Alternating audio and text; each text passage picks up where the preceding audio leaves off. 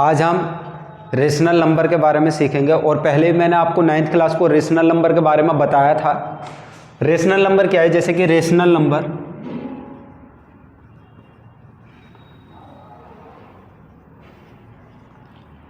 Number में आज हम दो चीज़ों के बारे में सीखेंगे। रेशनल नंबर में एक तो हम सीखेंगे टर्मिनेटिंग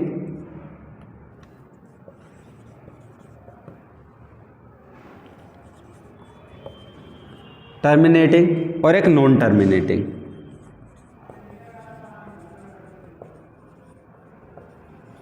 अब पूछो सर टर्मिनेटिंग और नॉन टर्मिनेटिंग होता क्या है, तो टर्मिनेटिंग नंबर्स के बारे में हम सीखेंगे और नॉन टर्मिनेटिंग के भी बारे में सीखेंगे। रेशनल नंबर जो है हमारे दो तरीके से होते हैं, एक टर्मिनेटिंग होता है, एक नॉन टर्मिनेटिंग होता है।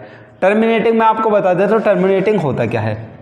टर्मिनेटिंग छोटी सी चीज़ में आपको समझाता हूँ। मान लीजिए अगर हम 2 से किसी नंबर को डिवाइड कर लें, मान लीजिए मैं 7 को डिवाइड कर देता हूँ, तो अगर मैं 2 को 7 से डिवाइड करता हूँ तो आप ये कहेंगे सर अगर हम 2 को 7 से डिवाइड करते हैं तो 7 को जब हम डिवाइड करेंगे तो सर आप यहाँ पर जो है यहाँ पर आप लिखोगे रिमाइंडर में 2 3 जा 6 लिख दूंगा। भाई जब मैं 2 से डिवाइड करूंगा तो मैं इससे या तो इसके बराबर कोई नंबर रखूंगा या फिर इसका कोई छोटा नंबर रखूंगा, यही होता है डिवाइड का रूल, और कोई तो रूल नहीं होता है। तो मान लीजिए अगर मैं 2 से डिवाइड कर रहा हूं तो 2 3 जा 6 हुआ और 6 में से 7 गया तो 1 बचा। पॉइंट लगा देते हैं हम, पॉइंट लगाकर 0 आ जाता है, ऐसे करते ना हम। भाई डिवाइड जब हमारा पूरा डिवाइड नहीं होता है 1 बच जाता है तो हम पॉइंट लगाते हैं और पॉइंट लगाकर 0 कर देते हैं। अब 2 5 जा हमारा 10 हो जाएगा। अब क्या हो गया हमारा, बिल्कुल 0 हो गया। जब हमारा डिवाइड बिल्कुल 0 हो जाता है तो वह हमारा टर्मिनेटिंग हो जाता है। दूसरा एग्जांपल मैं ये ले लेता हूं। मान लीजिए आपको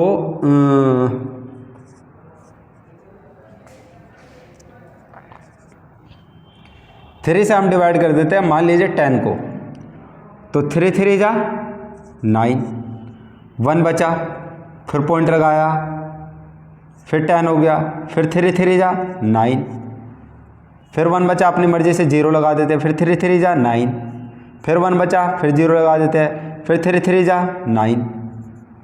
तो मतलब ये क्या है, ये हमारा 0 कभी नहीं होगा।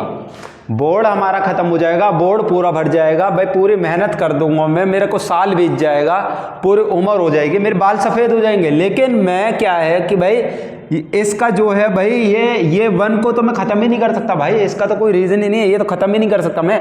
तो जब हमारा कोई मतलब कि जो रिमाइंडर है वो अगर हमारा ख़त्म नहीं होता है, ठीक है, हम डिवाइड करते जाते हैं और वैल्यू हमारी सेम डिजिट आती जाती है, तो उस पर आपने एक चीज़ देखा होगा भाई, उस पर हम बार लगा देते हैं। क्या लगा देते हैं? बार।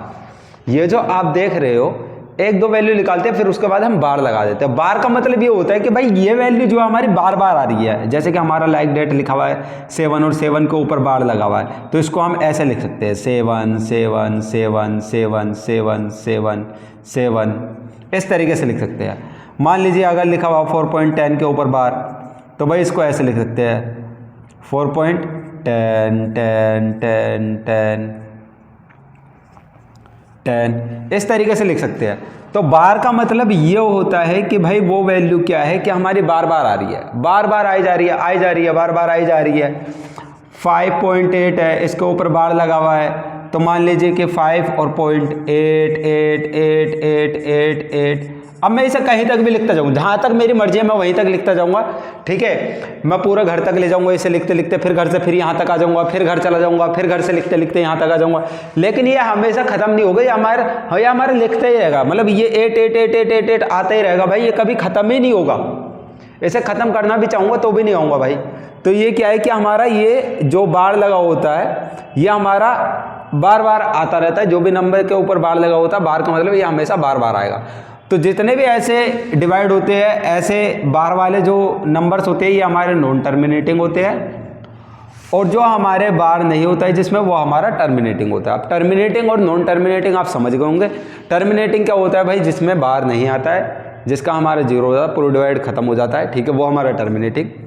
और नॉन टर्मिनेटिंग वो होता है जिसमें हमारी वैल्यू बाद में बचती है, वो हमारा नॉन टर्मिनेटिंग होता है।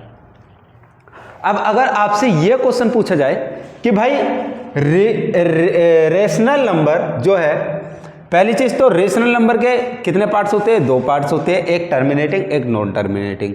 अब क्या होता है कि every terminating is called a rational number, every terminating number is called a rational number, या rational number is called a terminating number.